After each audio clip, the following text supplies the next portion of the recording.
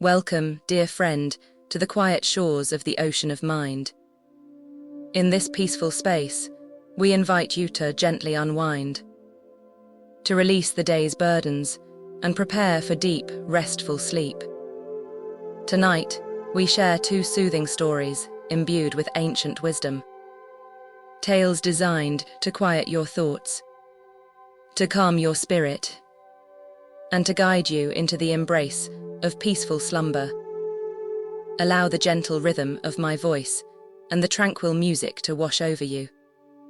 There is nothing to do now, nowhere to go. Simply listen and allow sleep to gently find you. Let us begin with our first story.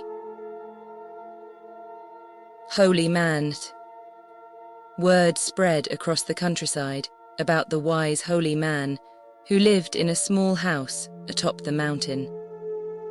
A man from the village decided to make the long and difficult journey to visit him. When he arrived at the house, he saw an old servant inside who greeted him at the door. "I would like to see the wise holy man," he said to the servant. The servant smiled and led him inside. As they walked through the house, the man from the village looked eagerly around, anticipating his encounter with the holy man. Before he knew it, he had been led to the back door and escorted outside. He stopped and turned to the servant. "But I want to see the holy man." "You already have," said the old man.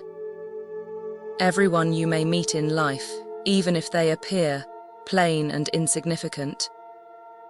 See each of them as a wise holy man. If you do this, then whatever problem you brought here today will be solved." This reminds me of Jesus.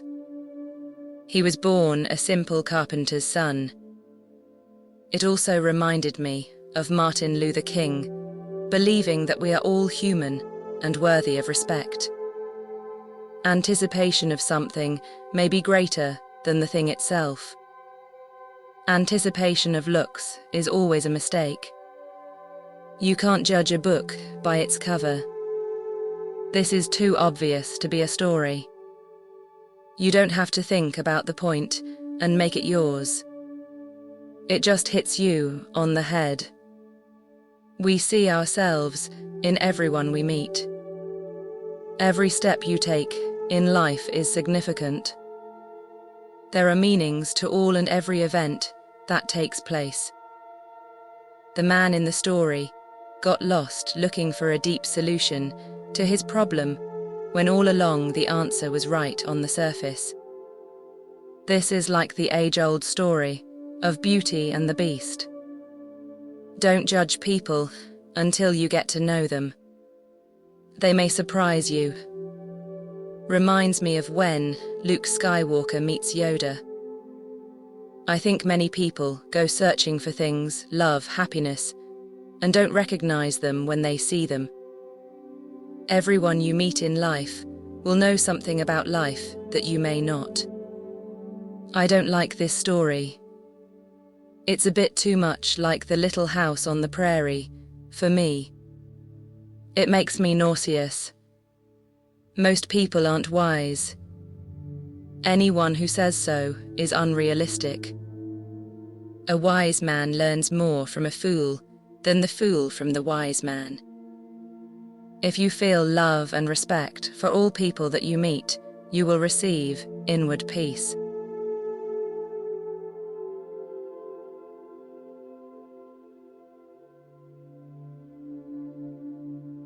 Story 2. I don't know. The emperor, who was a devout Buddhist, invited a great Zen master to the palace in order to ask him questions about Buddhism. "What is the highest truth of the holy Buddhist doctrine?" the emperor inquired.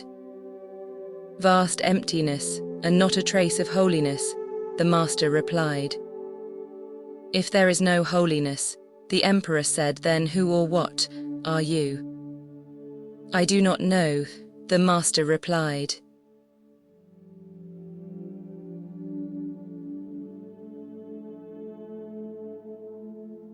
We come from the void and will return to it. In between, we are flashes of light. Sharing. Without God, we are nothing. Every time our knowledge advances, it discredits what we previously thought. We can be certain of nothing. When we believe the essence of self is knowable and definable, we limit selfhood to the confines of space and time, the matrix from which the ego is born. It is only when self is unknowable that it becomes identifiable with its true source in the infinite, beyond human comprehension. Yeah, right on. I sometimes think that those are 3 of the best words that exist. If you don't know, don't be afraid to say it. And who knows everything about themselves, much less everything else? Who or what are you? That is a question I ask myself every day. The funny thing is that I also come up with I don't know. Does that mean I'm Buddhist? The only true knowledge is knowing that we do not know.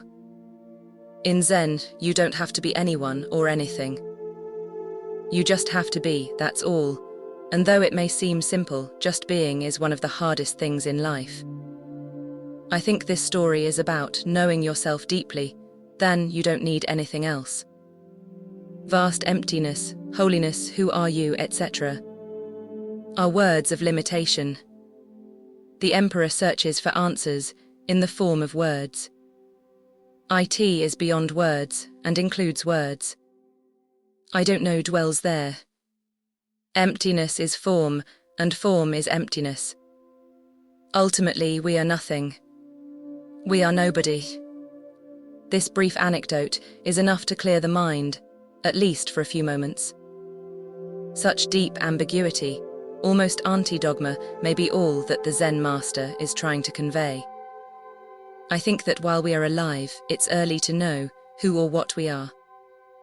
Perhaps after our death, somebody could say what was our mission on earth. Was the Zen master, Socrates incognito? As long as you don't know something, you are free. Free from your prejudices and fears. Then you learn and you convince yourself that you do know. Until somehow the world goes out of your hands and you find yourself trembling in a corner trying to discover again that you don't know a single thing about it. And there you are again. From a Taoist perspective, I'd say that not a trace of holiness is accurate, because then you don't feel on a lower level you are with the Tao. As Lao Tzu said, the Tao that can be named is not the eternal Tao. The master recognizes that categorizing something or someone traps them, so it is better to be without labels. The truth can be recognized only through intuitive understanding. One cannot express the holy through irrational way of thinking. Intuition understanding of paradox is only way to know. The expression vast emptiness means that nothing contains something. It doesn't matter whether he ever knew or not. He hides behind the idea of this, good or bad. He voices it like he still holds the answer to the riddle. He is as lost as we all are. He never has, hopefully, suggested that he has the answer because we all have to find it for ourselves. There are many ways to finish the master's statement. I don't know, and who cares? Is one. I don't know, do you? Is another. I don't know, and will never know, is still another. I tend to like the first one. But any of them can be used, any of them can be right, any can become a path to enlightenment. We are all prisoners of our own knowledge. Our disengagement begins when we dare to say, I don't know. And the things that guide our lives must remain eternally unknown.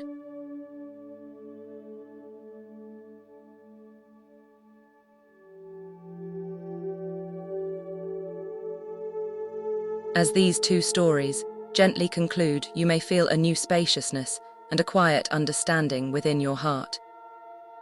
Remember the wisdom of the holy man inviting you to see the sacred in everyone, even the seemingly plain and insignificant. And the profound insight of I don't know reminding us that true wisdom often lies beyond labels, beyond concepts, in the vastness of not knowing. The Buddha taught, peace comes from within. Do not seek it without. This profound truth calls you now to dwell in the stillness you have rediscovered. To trust the quiet wisdom that has always been your most faithful guide. You are safe. You are at peace. You are deeply loved. Drift now into the profound depths of restorative sleep.